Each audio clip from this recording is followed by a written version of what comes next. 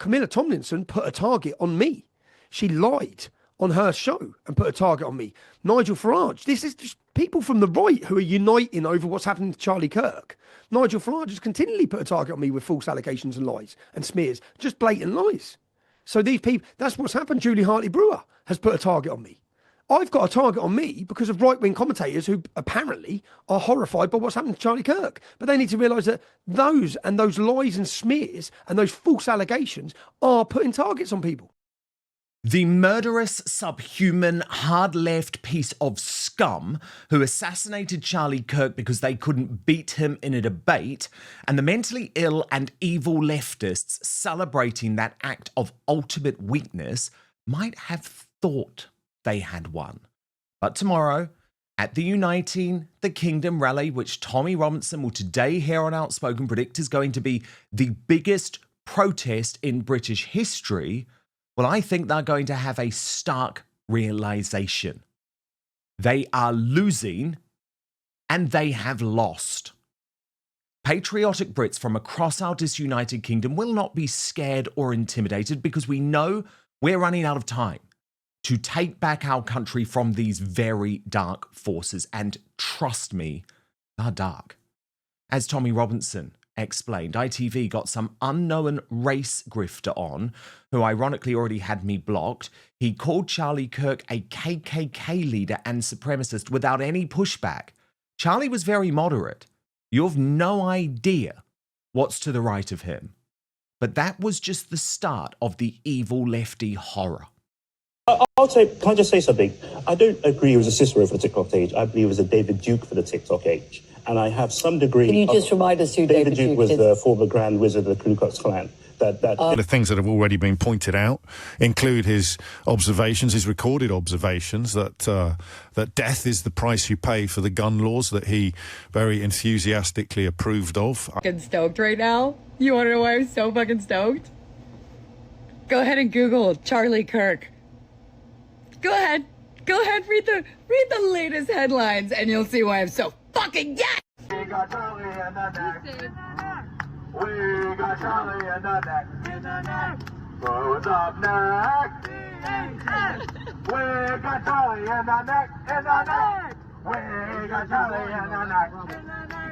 We got Charlie in the neck.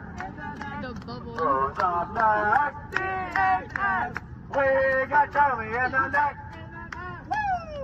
And it is horrendous, and of course I hate to see it, but we have to lean in. We have to understand what our enemy looks like.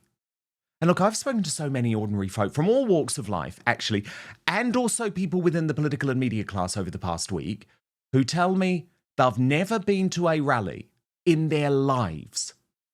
But after what happened to Charlie Kirk, something snapped inside them, and they just cannot stay away tomorrow.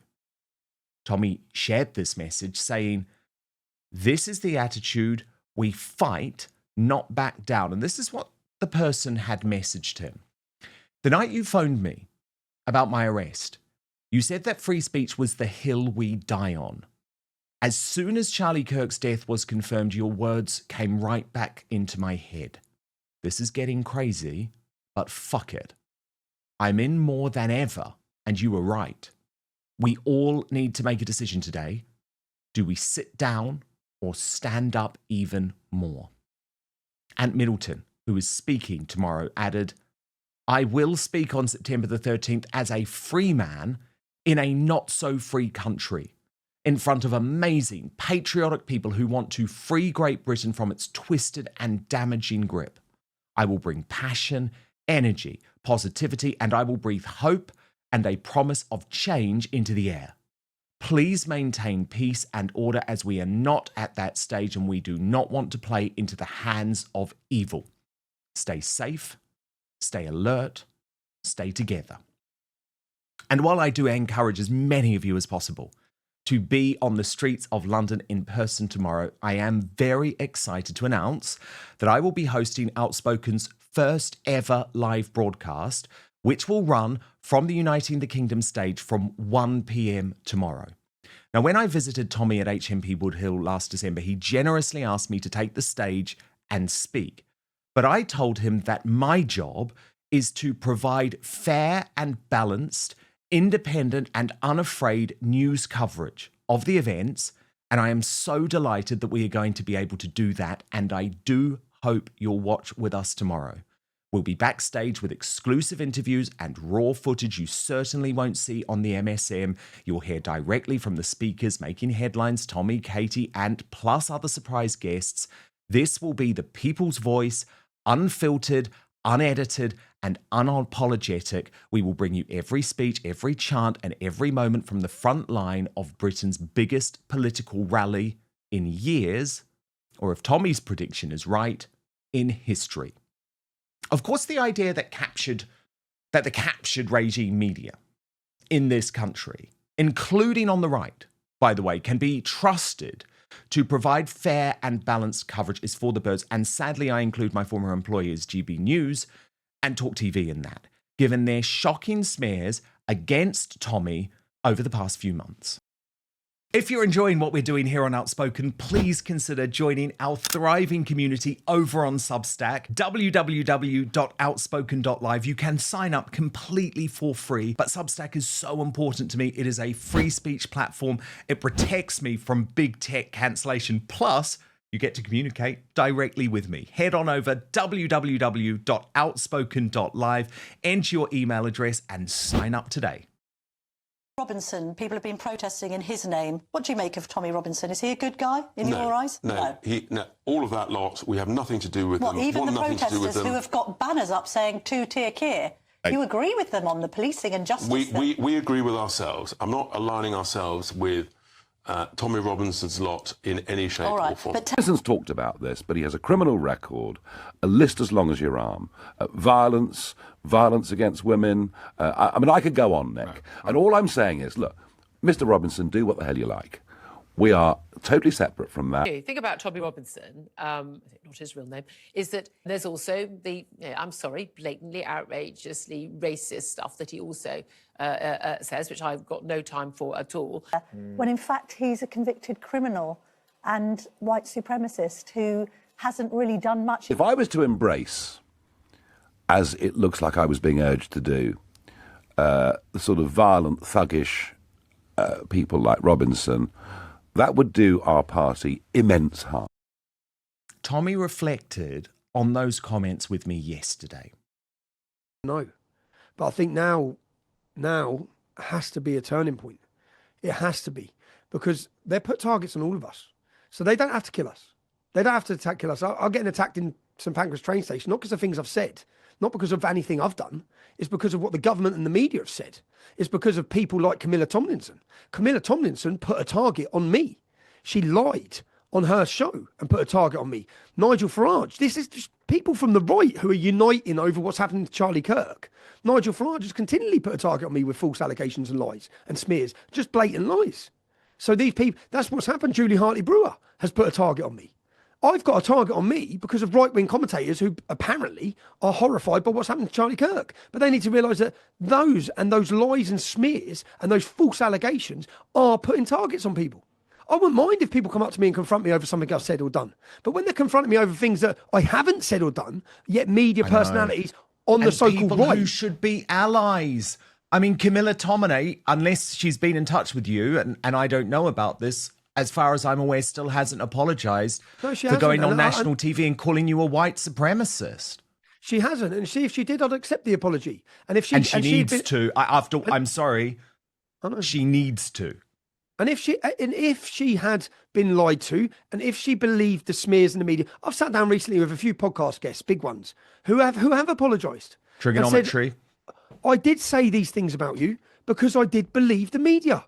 So, and I get it. If you were lied to and you believe the media, but to use your daytime platform TV show to millions of people and make such accusations that hold no truth, and then to know then that they hold no truth, but to still not apologise or correct your lies. For example, Nigel Farage telling people I've got convictions for violence against women, telling the whole country that I beat women. There's no truth in that. It's a total lie. You made it up. It's a total lie. You made it up. And you've said that to people who may wish to confront me when they see me in the street because they believe I beat women. But Tommy also insists that now is not the moment for weakness. whether you accept it or not, by making false allegations against people as racist, as any of these labels, you are justifying violence against them by radicalised people, whether it be on the left or on the right. It's bullshit and it's lies. So I think that we're going off of now and talking about things that I shouldn't. I think we need to look at Charlie Kirk's life. We need to respect and honour him. And the way for us to honour Charlie Kirk is to speak and speak more and show more courage and show more defiance. Not be weak. Do not change your plans in what you were doing. I'm not changing my plan. There's no way I'm changing my plan. Brilliant. So, Brilliant. And that's what everyone else should do. Absolutely, we will remember Charlie Kirk on Saturday. And we will, but it's devastating to me that the soft right in this country has joined the left in spreading this hatred, because it's the left that is the real threat.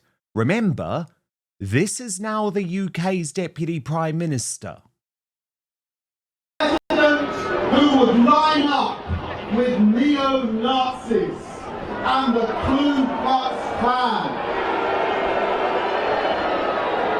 and in so doing spit on the graves of men and women who died fighting fascism in the Second World War.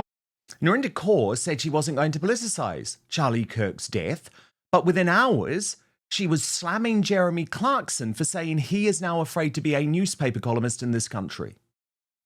The weaponising of the tragic death of Charlie Kirk is actually pretty despicable and low. I saw a tweet Jeremy Clarkson's put out. I've seen plenty of tweets, Tommy Robinson, the lot. Jeremy Clarkson, suddenly very afraid as a journalist for his life. The same man that put out a tweet about Megan Sussex, how he wished for her to be paraded naked and human feces to be thrown at her, is now afraid for himself because of what's happened to poor Charlie Kirk. And yet hours after he sent that tweet, or even the same time, is parading at the NTAs, waltzing down the red carpet without a care in the world, happy as Larry accepting his award. I didn't see fear, I didn't see scare. I saw you weaponising a tragic death of a father and a husband, and you're using it to your own terrible... No. That's what you're doing. The left are just completely tone deaf to the threat they have created. Alistair Campbell actually had the cheek to write, reading some of the reactions, hearing some of the reactions from Trump, Musk and others, hard to avoid the conclusion they either want a civil war or have literally no regard for the consequences of their words and actions. That prompted the independent journalist Jack Hadfield to correctly respond, "Are you for real, Alistair? Many of your colleagues on the left commentariat who label their normal political opponents as dangerous Nazi fascist scum have contributed so much more to the normalisation of political violence. You should hang your head in shame." And given the very real threats to her leader Nigel Farage, credit to Leila Cunningham of Reform UK for calling out live on air at GB News that cretinous scumbag Matthew Stadlen. To get it right. Let me ask you a question, Matthew. Have you ever called Reform a racist party? No. Okay. But people Have you called them a far-right party? I can't remember what I've called them I'm two sure years ago. I would certainly have called them hard right. And free speech, by the way, involves, of course, being able to call accurately as you see it a political party. That wasn't my point. My point is, why are we hard right? What part of reform policy is hard right? The constant focus on immigration, legal and illegal, and the encouragement by Nigel Farage of people peacefully to go and protest outside people's homes, which asylum hotels are. They're not their homes. No, that is where they live at the moment. That's where, and if your children were in those homes, and if my children, let me just finish, if your children were in those homes, or my children in those homes, we would feel appalled. And I thought it was disgraceful of Nigel Farage, and I'm very happy to call Reform, the party you represent, hard right. And that is my free speech, and it's not inciting violence against you, because I condemn any hate against you, but I will call you hard right because I think you are. Just utterly despicable, utterly despicable. And I wanted to show you this too, from my friend Colin Brazier, who responded to Adam Bolton of Sky News, who wrote, Can't believe, Kirk, it's America's issues, not the UK's. And as Colin Brazier responded, you and I work for Sky TV, a British-based company utterly convulsed by the death of an American, George Floyd. When one of the world's most high-profile free speech advocates who spoke on campus in the UK is killed, it warrants extensive coverage. Why is that unbelievable?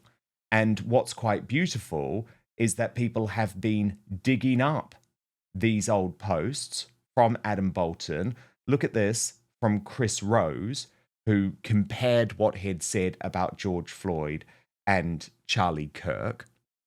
And when it came to George Floyd, there it was, 8 minutes and 45 seconds, the killing of George Floyd, narrated by Idris Elba, Monday at 9 p.m. across Sky. So it proves that not only are they dangerous, they're also hypocrites. And I think one of the most tragic things about Charlie Kirk is that he knew what we were up against.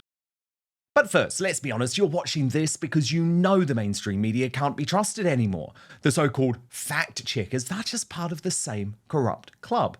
And who can forget the scandals they helped cover up or spin?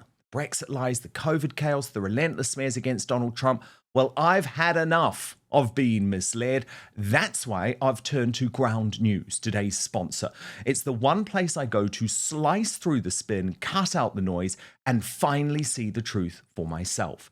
Go to ground.news/outspoken to check it out for yourself. My favorite feature is the blind spot feed. It shows you which stories are blowing up on one side of politics but barely mentioned on the other, the clearest way to see media bias in action. So let me show you a story the left is ignoring. The terrorist mastermind of the 7/7 attacks could soon be back on London streets despite police fears. You'd think this would be a huge story everywhere, right? But left-leaning outlets have barely touched it. And what about on the right? Well, the UK Chancellor says the government is back in Scotland with billions in investment. It's a massive funding pledge, yet it's barely been covered by right-leaning media. With every story, Ground News shows you the entire spectrum of who's reporting from left, right, and centre, along with how reliable each source is and who owns each outlet. It's everything the corporate press doesn't want you to see. So I know you love keeping up with the news, but like me, you don't buy what the legacy media are selling. So this gives you the tools for yourself to see what's really going on without the spin, without the manipulation, and without being told what to think. It's the only way I read the news now, and clearly many of you agree, as Ground News has over 10,000 five-star reviews. So go to ground.news/outspoken and stop letting the mainstream media decide the truth for you. If you subscribe through my link, you'll get 40% off the Vantage plan. That's the one I personally use for unlimited access. Supporting Ground News also supports Outspoken, so thank you for helping me keep doing what I am doing here too. That's ground.news/outspoken. But now, back to the show. Core of the left, at the core of a liberal,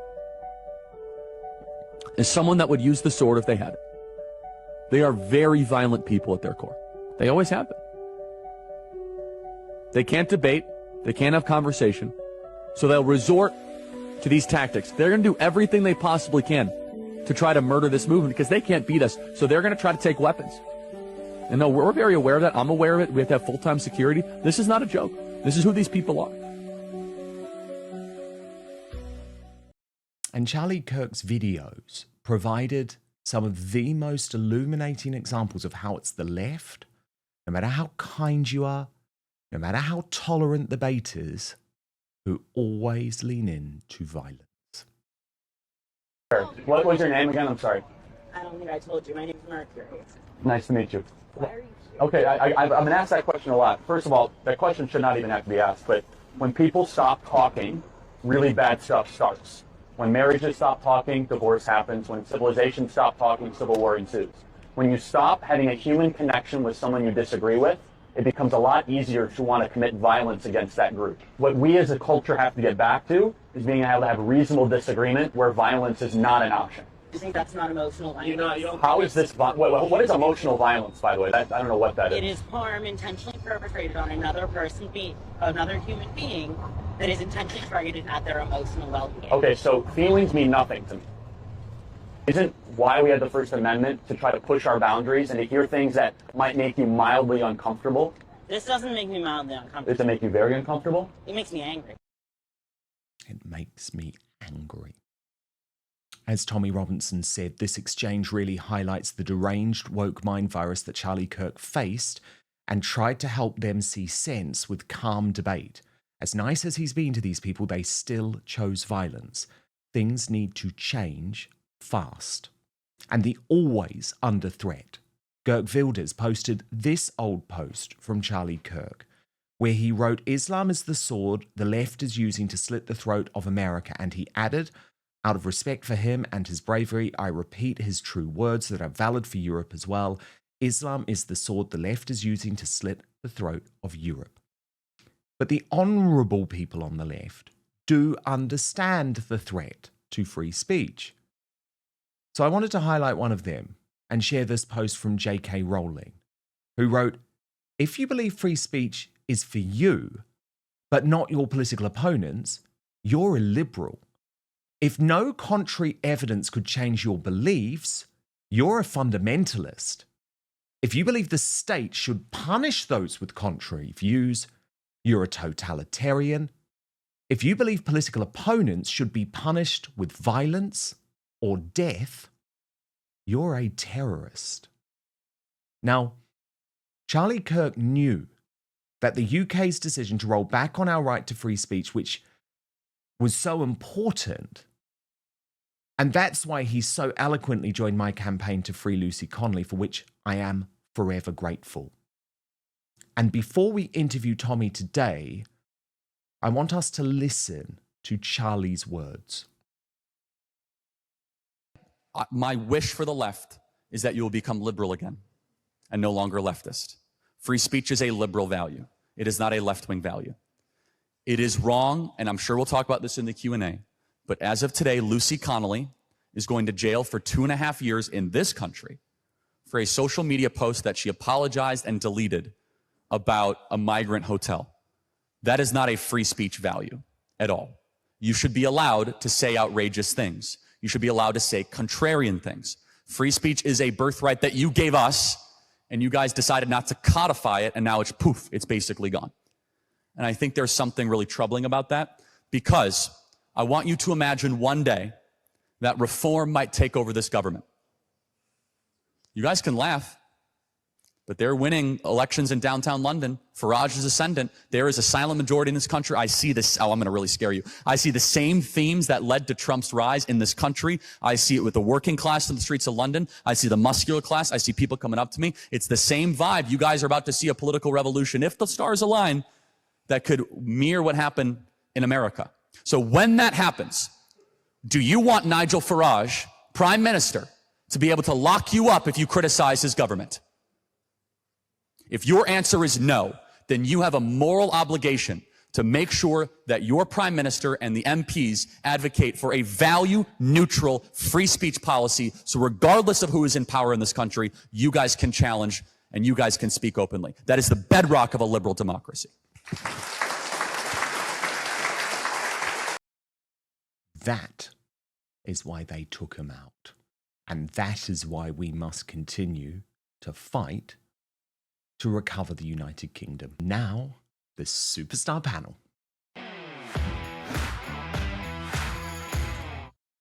Chris Davies of True Conservative Media and Richard Taylor of Advance UK with me today. Richard, after the week that we have had, which has been depressing on so many levels, tomorrow's event feels like it's taking on even greater significance. Do you agree?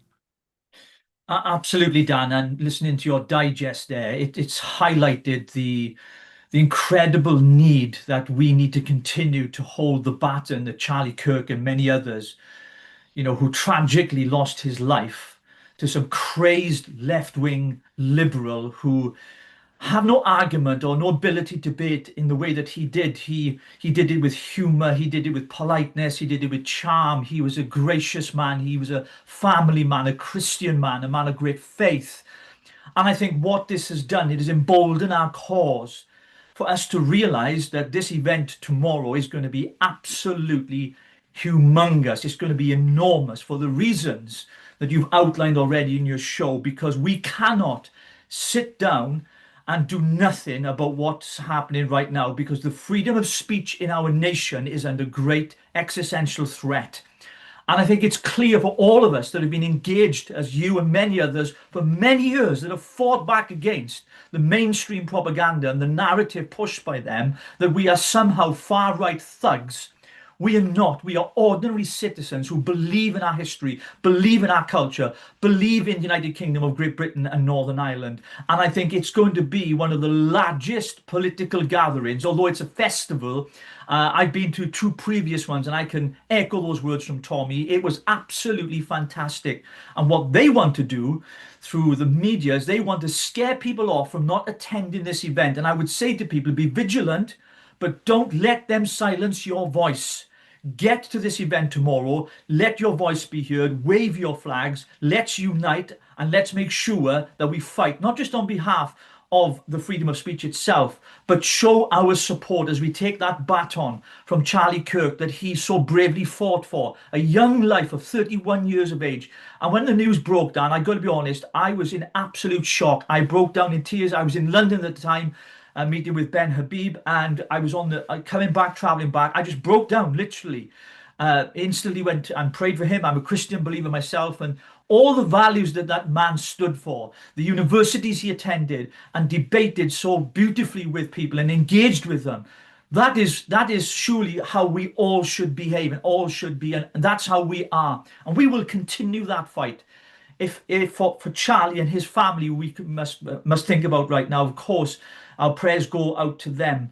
But we all have a responsibility and a duty, not just to sit on our backsides, but to get our feet on the ground and get to this great United Kingdom festival and make sure that our voices are heard. And mainstream media, we don't need their coverage. We don't need the BBC. We don't need Sly News. Yes. Listen, we've got you, Dan. You're going to be there live broadcasting. We'll have podcasters from all over the world. Yes. This is going to be such a huge event that's going to send shockwaves to the political establishment and the elites. Indeed, and they will probably try and ignore it, knowing them. And I think it's a very good point, by the way, that Tommy made. Don't wear the face coverings, because if there is going to be a false flag event, what's very important is that we know the people who will be behind it are the Antifa mob, who will have their face covered.